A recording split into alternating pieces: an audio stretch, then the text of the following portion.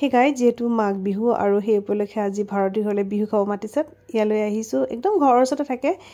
আৰু আজি এই ধুনীয়া মুহূৰ্তটো আমি কি কৰোঁ মোৰ চেনেলত ধৰি ৰাখিছোঁ চাব হা ইমান ধুনীয়াকৈ চিচাৰ কাপত চিচাৰ নহয় দেই এইটো কি কাপ জানো যি কি নহওক চাহৰ প্লেটখন দেখিলে বহুত টেষ্টি লাগিছে কিন্তু এইটো মিঠা আলু লাডু হয় ভাৰতী ঘৰত আহি পিনি বনাইছিলে ন চাহৰ যি গোন্ধ ওলাইছে দালচেনি দিছা ন ভাৰতী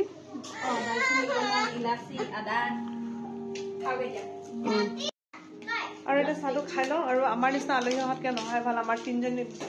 নহয় 30টা নহয় মোৰ আৰু নন্দিতা যাবলৈ উৎপাত আমাৰ এওঁ বোলে বজাৰলৈ ওলাই যাব সেইটো কাৰণে মোৰ যাবলৈ উৎপাত আৰু নন্দিতাক পঢ়াব লাগে বাচ্ছা বুলি উৎপাত তেল পিঠা চবতকৈ প্ৰিয় বস্তু আৰু যিমানে যিটো তেল পিঠা আৰু তিল পিঠাটো মোৰ সাংঘাতিক প্ৰিয় আচলতে যেতিয়া মই বিহু খাবলৈ যাওঁ চবেই তিল পিঠাটো এৰি থৈ আহে কিন্তু মই প্ৰথমতে তিল পিঠাটো আৰু তেল পিঠাটোৱে ধৰোঁ তাৰপিছত থাৰ্ড নম্বৰত ধৰোঁ চুজি লাড়ু যিটো বৰ্তমান মোৰ ইয়াত আছে মুড়ি লাড়ু নিমকি শেষ হ'ল বৰ দুখ লাগিছে ন সেইটো কাৰণে নিমকি শেষ হ'ল বোলে একো নাই মেইন বস্তুকেইটা পাইছোঁ নহয় আজিকালি দিনত যে সঁচা কথা ক'ব গ'লে বেছিভাগ বিহুৰ পিঠা পনা বজাৰৰ হয় ন কিন্তু ভাৰতীয় যে হয় চব ঘৰত এইটো খাই শেষ কৰিলোঁ এইটো ঘৰত বনাইছে দেখাইছোঁ দেখাবলৈ নহ'ল বাৰু দেই একো নহয় এইটো ঘৰৰ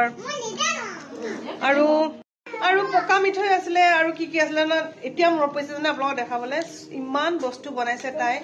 আৰু মই আৰু এইজনী পকা মিঠৈ খাইছোঁ ঘৰৰ আৰু নালাগে ঐ গ'ল ঘৰৰ বুলি যে ইমান গাল খাই দিলো ন ভিডিঅ' কিন্তু সঁচাকে আগতে মই তিলপিঠা ভাল বনাইছিলোঁ কিন্তু আৰু এতিয়া অলপ নজনা হৈ গ'লো আচলতে কাৰণটো হৈছে এই যে আমাৰ এইফালে পিঠা পনাৰ উপৰিও আচলতে সাজৰ সকাম কৰা হয় সাজৰ কাম কৰা হয় আৰু বিহুৰ টাইমত যিহেতু সাজ থাকেই কাৰণ আহোম সম্প্ৰদায় আমি মানুহ বেছি আছোঁ ইয়াত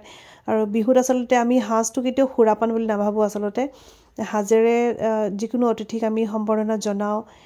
সেয়া আৰু পিঠা পনা খুব কমেই খোৱা হয় সেইটো কাৰণে অকণমান মই পাহৰিলোঁ বুলি ক'লেও বেয়া নহয় আচলতে তিলপিঠা আদি বনাবৰ কাৰণে এটা বস্তু দেখাওঁ আপোনালোকক পূজা ঘৰটো ইমানেই ধুনীয়া চাওক না পূজা ঘৰ ভাগ যাৰ ধুনীয়া হয় নহয় মোৰ সঁচাকৈ ভাল লাগে ইমান ধুনীয়া চাওকচোন ইমান ধুনীয়াকৈ গধূলি পূজা কৰিছে নহয় কি ক'ম আৰু আমি ঘূৰি ফুৰিছোঁ নহয় আচলতে দিনতে অহা কথা আছিলে কিন্তু মোৰো আলিয়াৰ টিউশ্যন ছাৰ আহিলে সেইটো কাৰণে অহা নহ'ল সন্ধিয়া আহিছোঁ আৰু সেই টাইমতে তাই পূজা দি আছিলে ইমান ধুনীয়াকৈ মেখেলা চাদৰ পিন্ধি মেলি এতিয়া ধুনীয়াকৈ চাহ তাহ খালোঁ যাওঁ আৰু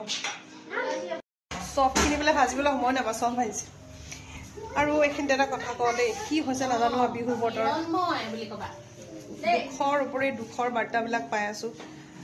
ৰাজীৱ শদিয়া আমাৰ সকলোৰে মৰমৰ ৰাজীৱ শদিয়া ঢুকালে আকৌ আজি শুনিছোঁ ভিতালী বাৰ হাজবেণ্ড ঢুকালে কালিপুখী কমলিকাৰ লগত মই কালিপুখী নহয় আজি ৰাভা দিৱসৰ প্ৰগ্ৰাম এটা কৰিছিলোঁ দুজনী ইমান সাহসীয়াল ছোৱালী আছিলে নহয় তাই আৰু ইমান মৰমীয়াল ইমান স্মাৰ্ট একদম তাইক চাই থাকিলে মোৰ এনেকুৱা লাগে যেন একদম কমলিকা চাই থাকিলে এনেকুৱা লাগে মই ভিতালী বাকে চাই আছোঁ আজি হঠাৎ গম পালোঁ তাইৰ দেউতাকো ঢুকাইছে দাদা তেখেতকো মই ইমান ওচৰৰ পৰা ইমান ধুনীয়াকৈ লগ পাইছোঁ কথা বতৰা পাতিছোঁ মানে কিবা ভালে লগা নাই আজি আকৌ তপন দাসৰ ৱাইফো ঢুকাইছে কিজান ন উৎপল দাসৰ মাক আৰু ইমান ভাল ভাল ব্যক্তিবিলাক হঠাৎ কি বেটা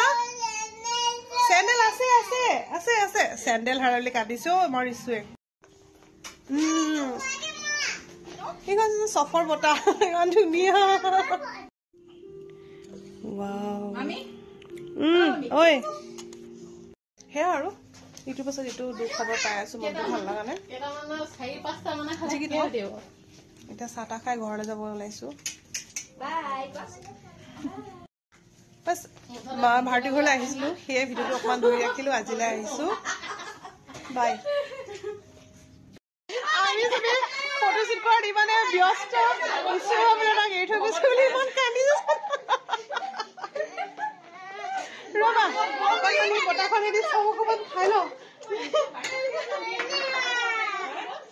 অকণমানিতে ভাবিছে কি আমি তাক এৰি থৈ গ'লো বোলে এই সৰু বাচ্ছা দিনাৰে চব দেখিলে যে খাই থকা মোৰ অভ্যাসটো নহয় মই পেলালো চব পেলালো